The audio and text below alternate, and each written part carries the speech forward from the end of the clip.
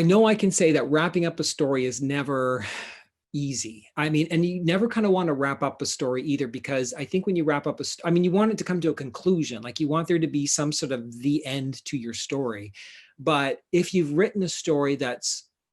has any merit to it, there is no the end. There is just kind of, this is the end of this particular section of this story. Um, so when I was writing my book, it was very important for me because it was very dark and it dealt with a lot of very serious issues, that there was some sort of sense of light being sort of infused in the character, and in her surroundings sort of towards the end of the book, because it was important for me to send that message of hope, because I think ultimately,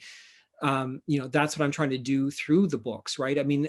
everything that I've written, and most of the books that I've read as well, there is still that sense of hope that exists like within that book. And even if it's a very sad book, there sometimes is hope in terms of redemption, in terms of forgiveness, in terms of a variety of issues that people deal with. So I don't think it was like too conscious of a choice moving towards that sort of resolution, but also knowing that anybody reading it would probably want to know that the characters are going to be okay, or at least, and not that they sort of live happily ever after, but there is a sense that life is going to go on for them after they close the book, and that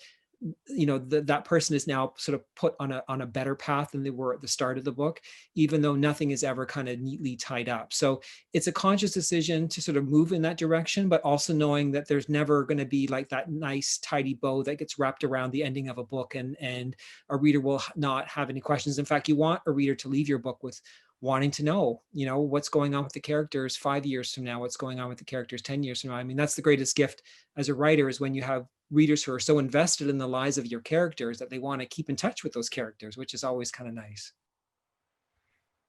Yeah, and I mean, my book actually does have an epilogue, which I won't say too much about because I want people to read it. But it reveals some of the characters' lives as adults, and um, so I suppose you could say the book has two endings. There's the ending of the book, the book of the teenage experience, and then there's this second ending that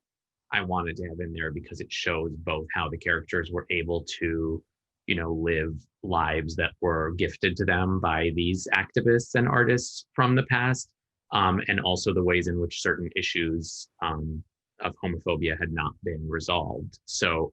that was important to me. But yeah, I mean, in terms of the arc that you asked about in the question, which is Rez's arc from being a kid who is full of fear and shame about his sexuality and about becoming sick, to a kid who is able to be in a relationship, um, come out to his parent, to his mother and stepfather, um,